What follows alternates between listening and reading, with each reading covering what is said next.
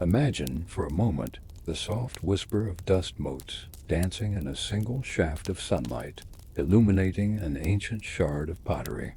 It is not the glint of gold or the gleam of polished marble that captures our attention, but the humble clay bearing the faint imprint of a long-vanished hand.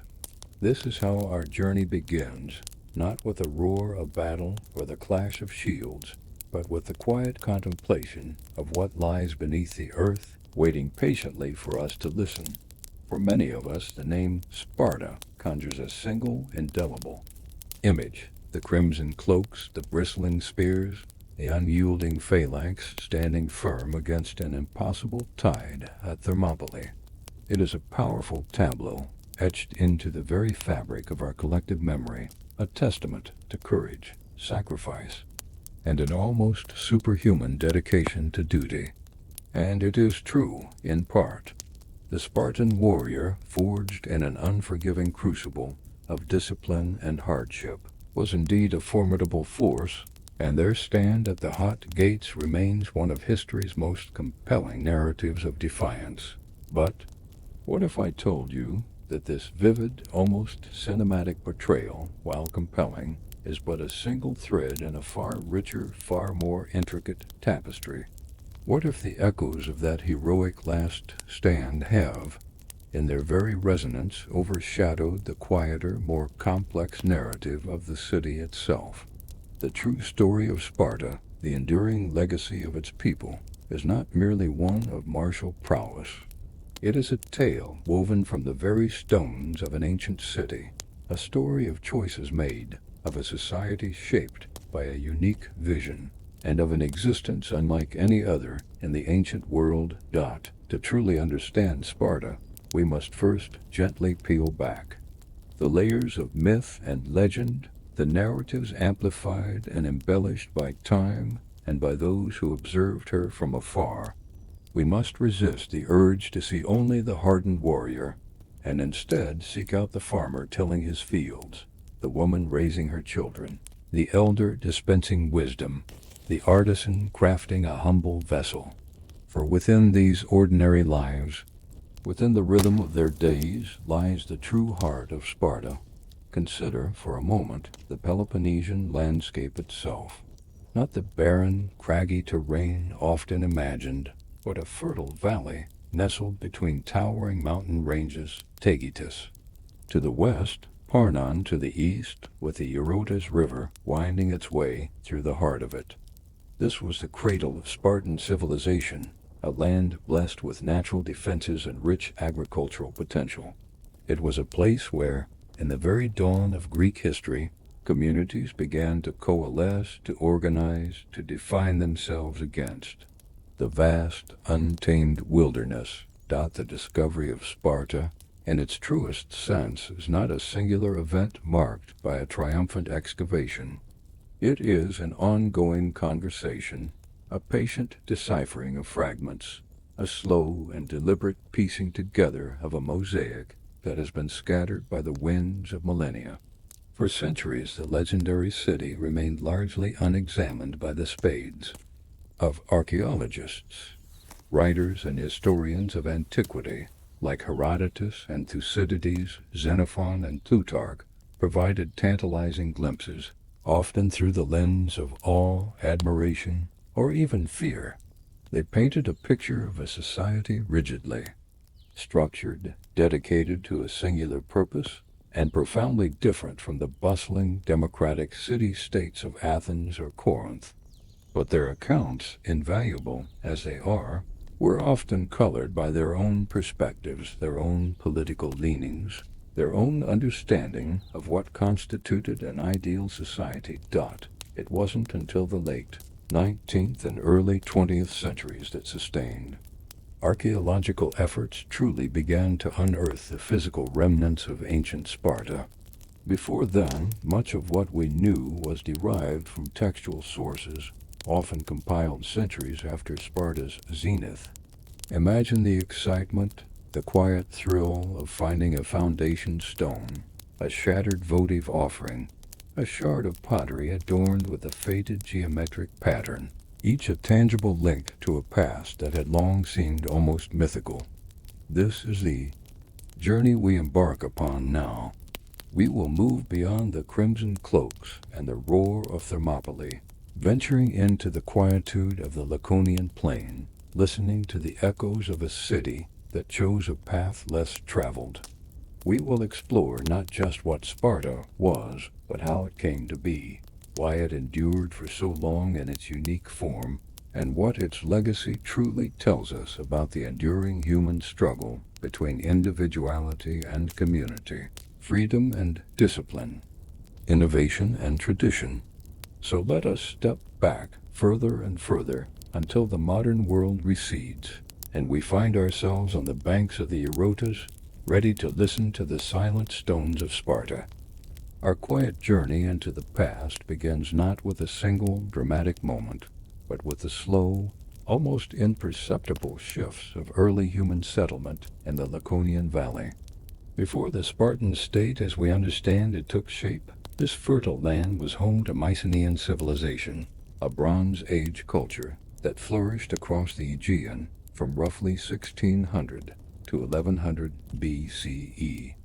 While direct evidence of a large Mycenaean palatial center at Sparta itself remains elusive, archaeological finds across Laconia from tholos tombs to pottery fragments attest to a vibrant, albeit perhaps decentralized, Mycenaean presence.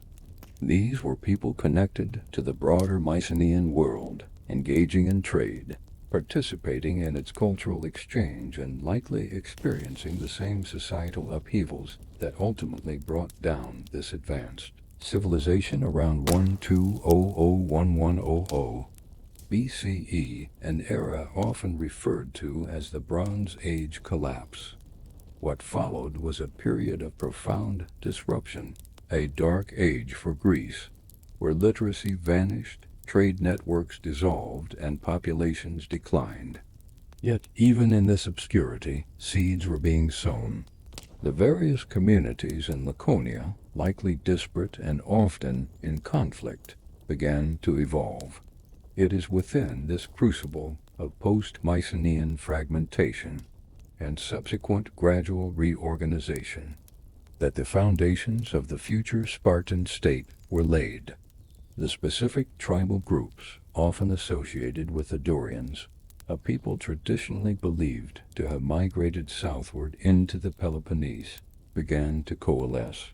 While the Dorian invasion theory is now understood with more nuance, recognizing it as a complex process of cultural diffusion and internal migration rather than a swift conquest, its essence remains: new peoples or new cultural influences shaped the nascent communities of Laconia. Out of this slow evolutionary process, a distinct Spartan identity began to emerge. This was not a sudden birth, but a gradual crystallization of customs, social structures, and a shared sense of purpose. Crucial to this formation was the struggle for control over the rich agricultural lands of Messenia, the neighboring region. To the west, Messenia, blessed with even more fertile plains than Laconia, became a vital and contentious prize. The Messenian Wars, traditionally dated to the 8th and 7th centuries BCE, were pivotal. The First Messenian War, c. 740 to 720 BCE, though its precise details are shrouded in the mists of early history, saw the Spartans subjugate the Messenians. This was not merely a territorial expansion. It was a profound transformation of Spartan society. The Messenians were not absorbed as equals. They were reduced to the status of helots. The term helot itself is debated, possibly deriving from a word meaning captives or slaves. These helots were state-owned serfs, bound to the land, compelled to work it and hand over a significant portion of their produce to their Spartan masters. This arrangement provided the Spartans with a vast economic base, freeing the full citizens, the Spartiates, from the necessity of manual labor and allowing them to dedicate themselves almost exclusively to military training and civic duties. But this profound social stratification came at a cost. The helots, vastly outnumbering their Spartan overlords, represented a perpetual internal threat. Their resentment, their latent desire for freedom, was a constant undercurrent in Spartan life. This deep-seated fear of helot revolt became a primary driver of Spartan social and political development. It demanded an unprecedented level of internal cohesion and discipline among the Spartiates. It is at this critical juncture, following the First Messenian War and the establishment of the helot system, that the legendary figure of Lycurgus enters the historical narrative. Whether Lycurgus was a single historical individual, a composite of wise reformers, or a mythical embodiment of Spartan ideals remains a subject of scholarly debate. However, his importance lies not in his verifiable existence, but in the enduring belief held by the Spartans themselves that he was the architect of their unique constitution and way of life, the great Leuctra. The Leuctra, transmitted orally at first, then perhaps in written form, was not merely a set of laws. It was a comprehensive social blueprint. It was a radical departure from the emerging trends in other Greek city-states. While Athens was moving towards democracy and individual liberties, Sparta embraced an almost monastic dedication to the collective good, enforced through rigorous discipline and strict adherence to tradition. The Leuctra mandated a communal upbringing for all Spartiate boys beginning at the age of 7. This was the agoge, a system of brutal military training, physical conditioning, and indoctrination. Boys were taught to endure hardship, hunger, and pain without complaint. They were encouraged to be resourceful, even cunning, in survival, often being deliberately underfed to hone their skills in acquiring food. This was not theft in the conventional sense, but a test of ingenuity. Above all, they were taught absolute obedience to their superiors and unwavering loyalty to the state. Individual expression was suppressed. Conformity and collective identity were paramount. Girls, too, underwent rigorous physical training, though their purpose was different: to produce strong, healthy children for the state. Spartan women enjoyed a degree of freedom and influence unparalleled elsewhere in Greece. They could own property, participate in athletic contests, and their opinions were respected, particularly in matters concerning the upbringing of future warriors. This was a pragmatic choice, reflecting the Spartan understanding that the strength of the state depended on healthy, capable mothers as much as on formidable fathers. The Leuctra also established a unique political system.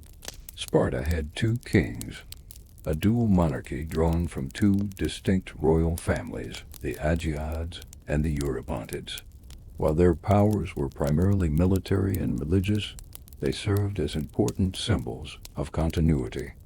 The real power lay with the Gerousia, the council of elders, men over 60, elected for life, and the ephors, 5 annually elected magistrates who held immense authority, overseeing the kings, the agoge, and the overall functioning of the state.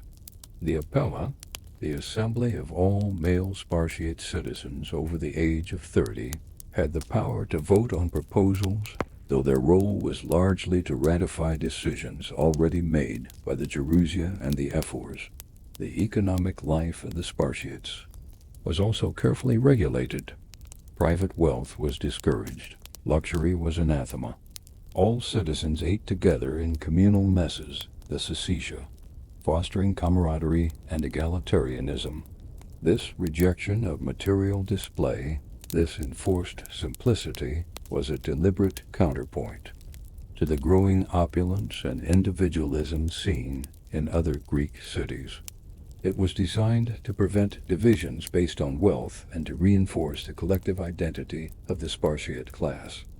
The Second Messenian War, c. 660 to 600 BCE, even more desperate and prolonged than the first, solidified these reforms. According to tradition, it was this war that pushed Sparta to fully embrace the Lycurgan system, realizing that only through absolute discipline and unity could they maintain control over their vast helot population and secure their place in the Greek world. The reforms were not merely an idealistic blueprint.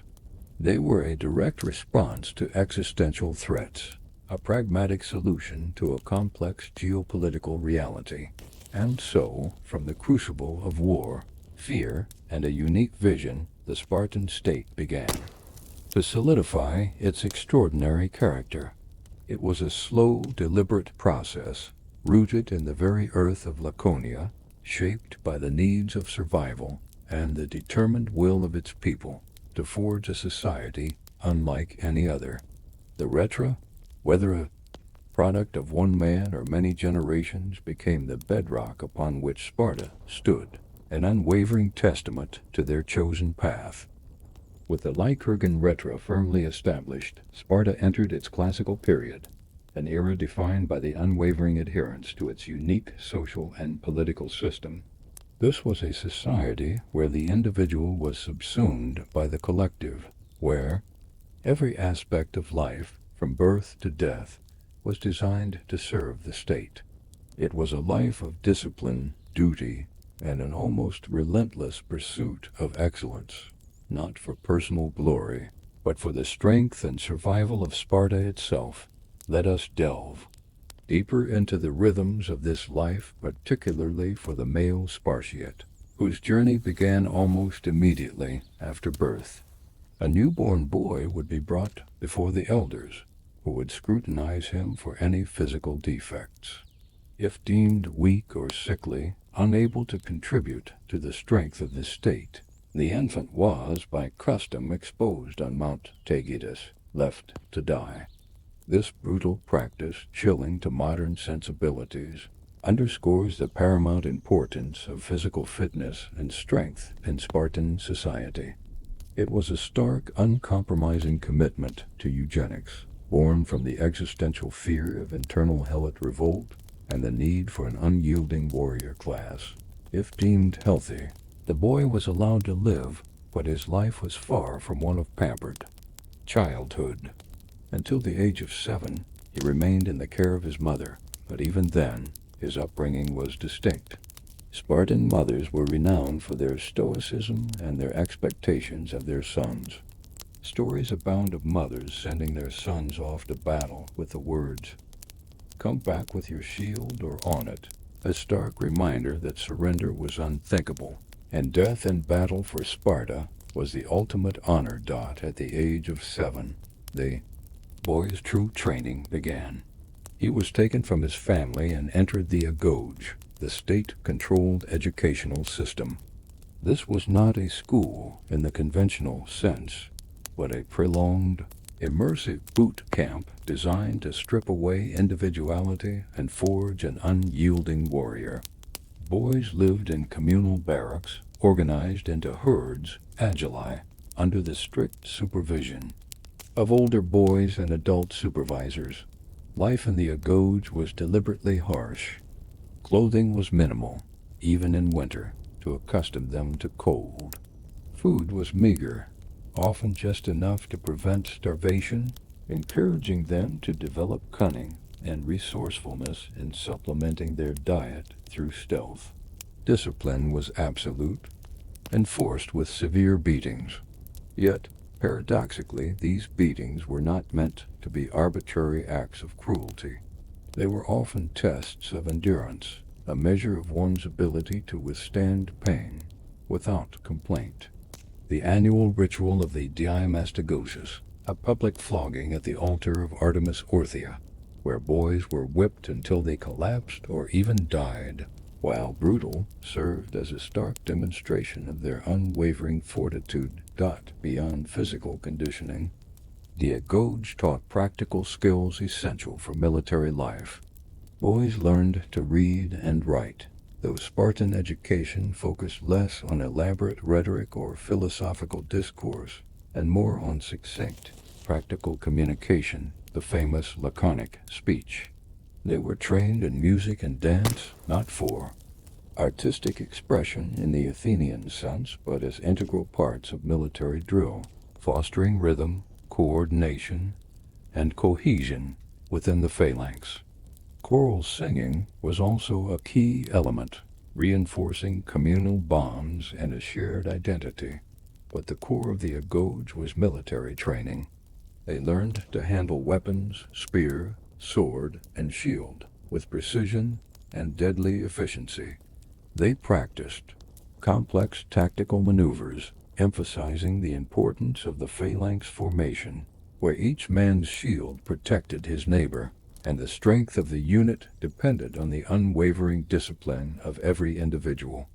They learned to march long distances, to endure forced marshes, and to fight as a cohesive unit. Crucially, the agoge instilled an intense loyalty to the polis, city-state, and to their fellow Spartiates. The bonds forged in the shared hardship of the agoge were said to be stronger than family ties. The sense of collective responsibility was paramount. A Spartan would rather die than abandon his shield or his comrades on the battlefield. Defeat was not just a military setback. It was a personal and collective shame. This intensive training continued into adolescence. At the age of 20, a Spartan male became a full citizen, a homoious equal, theoretically having completed his agoge and being eligible for military service and membership in a syssitia. Yet, even after graduation, their lives remained largely communal. They continued to live in barracks until the age of 30, even if married, only then being allowed to live with their wives. This further reinforced their commitment to the military and to their communal meals. The syssitia or communal messes were central to Spartan social life. Each Spartiate belonged to a mess group of about 15 men, where they ate all their meals together. Each member contributed a fixed amount of food and wine from their allotted land, worked by helots. This practice ensured social equality among the Spartiates, as everyone ate the same simple fare, and it fostered camaraderie, allowing older warriors to mentor younger ones, passing down traditions and experiences. Failure to contribute to one's syssitia meant loss of full citizenship and social standing. For Spartan women, life, while less militarily focused, was equally shaped by the Leuctra. They were expected to be physically strong and healthy. Unlike other Greek city-states where women were largely confined to the home, Spartan women participated in athletic contests, running, wrestling, discus throwing, often in public, and, remarkably for the time, sometimes unclothed. This physical prowess was not for combat, but to ensure they were fit mothers, capable of bearing strong, healthy children for the state. They were educated, managed their households, and held significant economic power, often owning substantial portions of land while their husbands were away on campaign. Plutarch records that by the 4th century BCE, Spartan women owned perhaps 2/5 of all the land. Their unique status gave them considerable influence within Spartan society, a stark contrast to the more secluded lives of women elsewhere in Greece. Sparta's economy, as mentioned, relied almost entirely on the helots. This dependence was both its strength and its profound vulnerability. The Spartans themselves were forbidden from engaging in trade or manual labor, maintaining an almost aristocratic detachment from such pursuits. Their currency was allegedly iron spits, not for trade, but to discourage accumulation of wealth and to mark them as distinct from other Greeks who used silver and gold. This economic isolation further reinforced their unique identity and their commitment to their singular way of life. Thus, the Spartan way of life was a meticulously constructed system, a testament to deliberate social engineering. Every custom, every ritual, every law was designed to create an unyielding, unified warrior class, capable of maintaining control over their internal population and defending their external borders. It was a demanding, often brutal existence, but one that, for centuries, produced a society that both fascinated and perplexed the rest of the ancient world. Sparta in the Greek world, hegemony, Peloponnesian Wars, and the Persian threat. Having explored the internal workings of Spartan society, let us now consider its place within the wider Greek world. Sparta was not an island unto itself, but an influential and often dominant player in the complex tapestry of ancient Greek city-states. Its unique military prowess, forged through the agoge, made it a formidable power, and its alliances and rivalries shaped the political landscape of the Aegean for centuries. From the 7th century BCE onwards, Sparta began to project its power beyond Laconia and Messenia. Rather than direct conquest, as was their approach with the helots, their strategy with other Greek states was often one of forming alliances. This led to the formation of the Peloponnesian League, a network of city-states, primarily in the Peloponnese, bound by defensive treaties and acknowledging Spartan military leadership. This league was not an empire in the Athenian sense. Its members maintained their autonomy, but they pledged military support to Sparta when called upon. Through this system, Sparta wielded significant influence without the administrative burden of direct rule, and it provided a crucial buffer against external threats and a mechanism for maintaining stability within the Peloponnese. The 5th century BCE brought the greatest external challenge to the Greek world, the Persian Wars. The vast Achaemenid Empire, stretching from Anatolia to India, cast a long shadow over the independent Greek city-states. When King Xerxes I launched his massive invasion of Greece in 480 BCE, the very existence of Greek freedom was at stake. In this moment of profound crisis, Sparta's military might and its reputation for unwavering courage came to the fore. Despite their internal focus and their unique societal structure, the Spartans recognized the existential threat posed by Persia. They agreed to lead the combined Greek forces, a testament to their acknowledged military supremacy. The Battle of Thermopylae in 480 BCE, as we began this journey, is the most iconic example of Spartan bravery. King Leonidas, with a small force of 300 Spartiates and several thousand allied Greek soldiers, held a narrow coastal pass for 3 days against the overwhelming numerical superiority of the Persian army. This was a holding action, a strategic delay to allow the rest of Greece to prepare, and it was a suicide mission.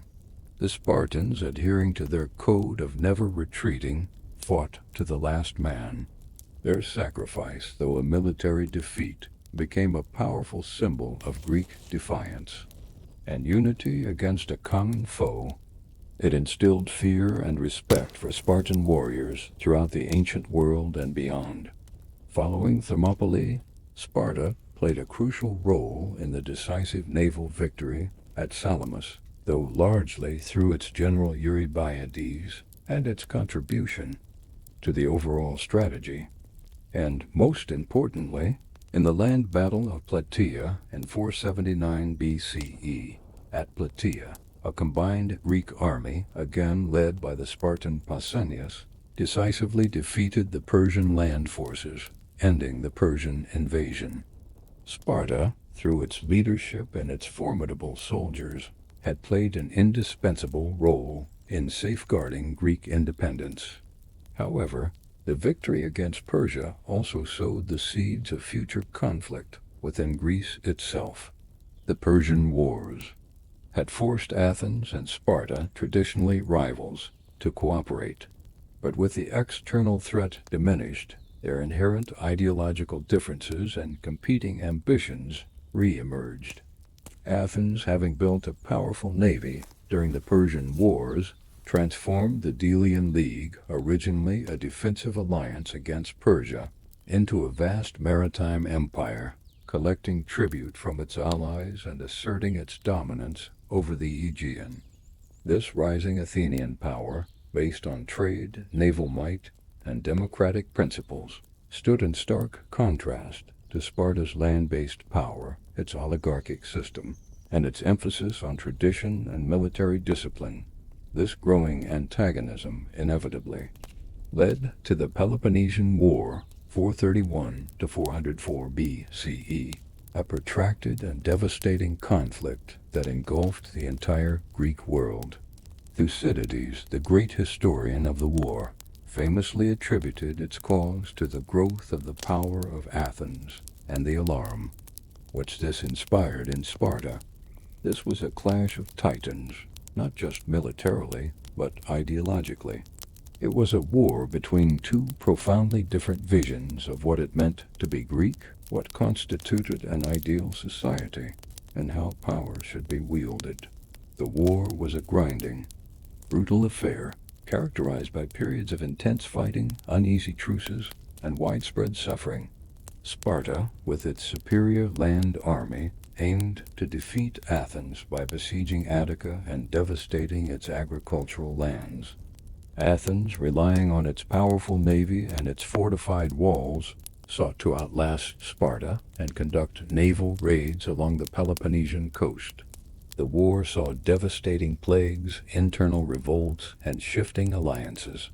It was a war of attrition, draining the resources and manpower of both sides. Despite initial Athenian advantages, particularly at sea, Sparta ultimately prevailed. This was due to several factors: the strategic brilliance of Spartan commanders like Lysander, who secured Persian financial support to build a Spartan fleet; the disastrous Athenian expedition to Sicily; and the internal divisions within Athens itself. In 404 BCE, after a long siege and a decisive naval defeat at Agoge, Athens surrendered. Sparta emerged as the undisputed hegemon of the Greek world. Its victory was complete, and its unique way of life, its dedication to military excellence, seemed vindicated. The Peloponnesian War, a monumental conflict, had demonstrated Sparta's resilience and its enduring military superiority on land. But this very victory, this newfound dominance, would also begin to expose the inherent limitations and rigidities of the Spartan system. The burden of maintaining an empire, even one less directly controlled than Athens's, would prove to be a complex challenge for a society so deeply rooted in its traditional, isolated ways. The decline and fall, rigidity, revolts, and the shadow of Leuctra. Sparta's victory in the Peloponnesian War, while bringing it unparalleled power, also marked the beginning of a slow and at times agonizing decline. The very strengths that had enabled its triumph, its rigid adherence to tradition, its military focus, and its isolationist tendencies, now began to contribute to its undoing. The world around Sparta was changing, but Sparta itself found it difficult to adapt. The period immediately following the Peloponnesian War saw Sparta at the apex of its power. It dismantled the Athenian Empire, established oligarchic regimes in many former Athenian allies, and extended its influence across the Aegean. Yet this newfound dominance brought with it unforeseen challenges. The Spartans, accustomed to their austere, insular existence, were ill-equipped to govern a vast network of city-states. Their blunt, militaristic approach often bred resentment, rather than loyalty among their newly liberated allies. One of the most significant issues was the changing nature of warfare and the Spartan army itself. The Peloponnesian War had necessitated prolonged campaigns away from Laconia, exposing Spartiates to new customs, new forms of wealth, and new temptations. The strictures against private property and luxury, so central to the Lycurgan rhetoric, began to erode. Some Spartan commanders like Lysander accumulated vast wealth during their foreign campaigns, creating an internal divide between the rich and the poor within the Spartiate class itself. This accumulation of wealth by some undermined the very principle of homoi, or the equals, which was the bedrock of Spartan society. Furthermore, the continuous warfare took a heavy toll on Spartan manpower. The number of full Spartiate citizens, always a relatively small elite, began to dwindle. Casualties in battle, coupled with a declining birth rate among the Spartiates, perhaps due to the communal living arrangements and the later age of marriage for men, meant that the pool of eligible warriors was shrinking. This demographic crisis was exacerbated by the practice of inferior Spartans who, for various reasons, failure to complete the agoge, inability to contribute to the syestia, or cowardice in battle, lost their full citizenship.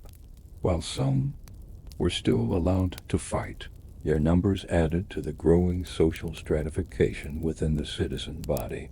The helot problem, a constant source of anxiety, continued to fester. While the Peloponnesian War had offered opportunities for some helots to gain their freedom by serving in the Spartan army, the neodamodes, the vast majority, remained enslaved and resentful. Sparta's reliance on their labor meant they could not simply be emancipated, but their sheer numbers and suppressed aspirations made them a permanent threat.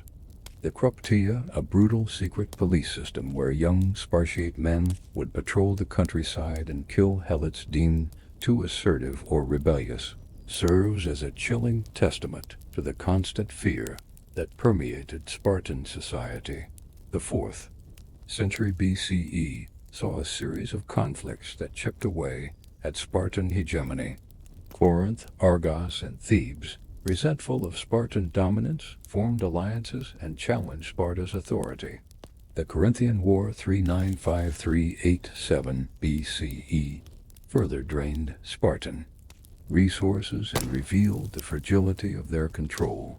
Persia, ironically, now played a role in balancing power, often funding one Greek side against another to maintain a fractured Greece. The true turning point, however, came in 371 BCE at the Battle of Leuctra. This was a catastrophic defeat for Sparta, one from which it would never fully recover. The battle pitted Sparta against Thebes, a rising power in Boeotia, led by the brilliant general Epaminondas. Epaminondas employed an innovative tactical maneuver known as the oblique phalanx, concentrating his forces on one wing while weakening the other. This broke the traditional Spartan phalanx, which relied on a more even distribution of strength. Losses at Leuctra were staggering for Sparta. Hundreds of Spartiates, including King Cleombrocotus I, fell on the battlefield. This was not just a military defeat. It was a demographic catastrophe for an already shrinking citizen body. The psychological impact was immense. For generations, the Spartans had been considered invincible on land. Leuctra shattered that myth. Plutarch recounts that the Spartans bore their losses with characteristic stoicism, but the underlying devastation was undeniable. The aftermath of Leuctra was even more devastating. Epaminondas, demonstrating a revolutionary audacity, led a Theban army into Laconia itself in 370–369 BCE, something no invading army had done for centuries. For the first time in memory, Spartan territory was ravaged, and the helots of Messenia, seeing their opportunity, rose in open revolt. Epaminondas helped them establish their independence, founding the city of Messene and building fortifications to protect their newfound freedom. This was a fatal blow to Sparta's economic base and its fundamental social order. Without Messenia's fertile lands and helot labor, the entire Spartan system, which relied on the Spartiates being freed from manual work, began to unravel. Sparta's power collapsed rapidly after Leuctra. Its influence waned, its military reputation diminished, and its population continued to decline. While it continued to exist as a city-state, it was no longer a dominant force. Other powers like Macedon under Philip II and later Alexander the Great rose to prominence, further marginalizing Sparta. The story of Sparta's decline is not one of sudden cataclysm, but of a slow, inevitable unraveling. Its rigidity, its inability to adapt to changing geopolitical realities, its reliance on a brutal system of helotry that proved unsustainable, and its demographic crisis all contributed to its eventual fall from grace. The legacy of Lycurgus, so carefully constructed, ultimately proved to be a gilded cage, incapable of containing the forces of change. The enduring echoes, from Roman provinces to modern memory, asterisk. The final act of Sparta's ancient story is one not of grand battles or dramatic pronouncements, but of slow absorption into larger empires. Following the rise of Macedon and the Hellenistic kingdoms, Sparta found itself increasingly on the periphery of power. While it maintained a degree of autonomy and its unique customs, its influence over the broader Greek world diminished significantly. The arrival of Rome in the 2nd century BCE marked a new era for Greece.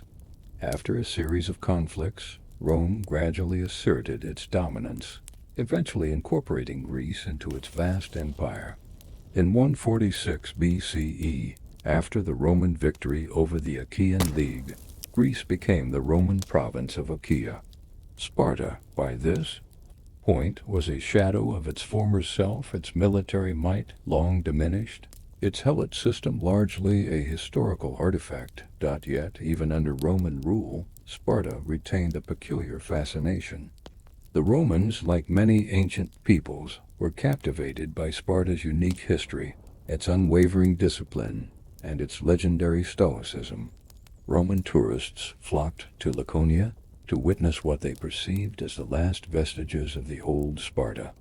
They were drawn to the agoge, which continued in a modified form, perhaps as a theatrical spectacle more than a truly functional military training system. They observed the traditional Spartan communal meals and admired the physical prowess of its citizens. Writers like Plutarch, who lived during the Roman imperial period, 1st-2nd century CE, wrote extensively about Lycurgus and the Spartan way of life. While his accounts were invaluable, they often idealized Sparta, portraying it as a paragon of virtue and discipline, perhaps reflecting a Roman desire for a simpler, more virtuous past in their own increasingly complex society. These later accounts, while rich in detail, also contributed to the romanticized image of Sparta that persisted for centuries, sometimes obscuring the harsher realities of its existence. Over the subsequent centuries, as the Roman Empire transitioned into the Byzantine Empire, and as the region faced various invasions and cultural shifts, the physical city of Sparta gradually faded. New settlements rose on or near its ancient site. Earthquakes, natural decay, and the repurposing of ancient materials for new constructions contributed to the burial of the classical city. For many centuries, the once mighty city lay largely forgotten beneath fields and orchards. The rediscovery of Sparta, in the modern sense, began in earnest in the late 19th and early 20th centuries. Early travelers and scholars had identified the general location, but systematic archaeological excavations, primarily by the British School at Athens, began in 1904. These excavations painstakingly unearthed the scattered remains of the ancient city, the sanctuary of Artemis Orthia, where the ritual floggings took place. The theater, built much later, perhaps under Roman influence, parts of the Agora, and various smaller sanctuaries and dwelling foundations. What these archaeological findings revealed was often a stark contrast to the literary accounts. While the texts spoke of an austere city with few grand buildings, the excavations showed a city that, particularly in its later periods, did indeed have temples, theaters, and more substantial structures than the initial ideal might have suggested. This did not invalidate the historical accounts, but rather added layers of nuance, demonstrating that even Sparta was not entirely immune to the broader Hellenistic and Roman trends of urban development. The absence of monumental architecture from its classical period was itself a testament to its unique values it invested in its people. Not in stone doth the discovery of countless votive offerings at the sanctuary of Artemis Orthia, for instance, provided tangible evidence of religious practices and the enduring importance of this site. The finds of pottery, coins, and inscriptions offered concrete data points, allowing historians to piece together a more accurate chronology and understanding of daily life. Today, the site of ancient Sparta is not as grand or visually overwhelming as, say, the Acropolis of Athens or the ruins of Delphi. Much of it lies quietly beneath modern fields and the periphery of the modern city of Sparta. But for those who know how to look and how to listen, the quiet stones still speak. The scattered foundations, the remnants of walls, the faint outlines of long-vanished structures, they invite contemplation. They remind us that history is not just about what is preserved in grand monuments, but also about what lies beneath the surface, waiting to be rediscovered and understood. The modern understanding of Sparta is a product of this patient, multidisciplinary approach, the careful synthesis of archaeological evidence, textual analysis, and critical scholarship. It is a nuanced picture, acknowledging the immense discipline and military prowess that defined Sparta, but also confronting the darker aspects of its helot system, its rigidity, and its eventual inability to adapt to a changing world. As our quiet journey through the echoes of ancient Sparta draws to a close, we are left not with the ringing clamor of battle, but with the subtle resonance of enduring questions. The red cloaks of Thermopylae remain a powerful symbol, a beacon of courage in the face of overwhelming odds. Yet the true story of Sparta, discovered not just in the ground but in the careful consideration of its every facet, reveals a far more complex and human endeavor. What do we learn from Sparta? We learn of a society that made a radical choice to prioritize collective strength and stability above almost all else. We see the extraordinary lengths to which a people will go to define and protect their way of life, even if that way involves profound sacrifices of individual freedom and a reliance on brutal subjugation. The Spartan experiment was a unique answer to the perennial human challenge of societal organization and survival. And what of the human condition reflected in these ancient stones? We see the profound human capacity for discipline, for loyalty, for enduring hardship beyond measure. We also see the shadows, the fear that drove the system of helotry, the dehumanization of a subjugated population, and the rigidity that ultimately led to its decline. Sparta reminds us that even the most formidable and disciplined societies are ultimately subject to the forces of change, to the shifting sands of politics, economics, and demography. The memory of Sparta, as it has been transmitted through history, is a testament to the power of narratives, how they are shaped, reshaped, and sometimes romanticized over time. For centuries, Sparta existed more as an ideal, a philosophical construct, than as a tangible historical entity. Its archaeological discovery has grounded this ideal in the dust and stone of reality, allowing us to see it with greater clarity, its brilliance alongside its profound limitations. Today, standing on the silent plains of Laconia, looking towards the majestic, brooding presence of Mount Taygetus, we can almost feel the presence of those who lived and died here. The farmers, the helots, the women, the children, and yes, the warriors in their simple tunics. They are long gone, their voices carried away by the winds of millennia. But their story, once hidden beneath the earth and obscured by myth, now speaks to us with renewed clarity. It is a quiet whisper, urging us to look beyond the sensational, to delve beneath the surface, to understand not just what happened, but why. And perhaps it leaves us with a quiet, unanswered question. In our own complex world, what are the enduring costs of absolute discipline? And what are the true foundations of lasting strength? The dust motes still dance in the sunlight, inviting us to ponder the echoes of a society that chose a path utterly its own, a path that continues to resonate through the long, quiet corridors of time.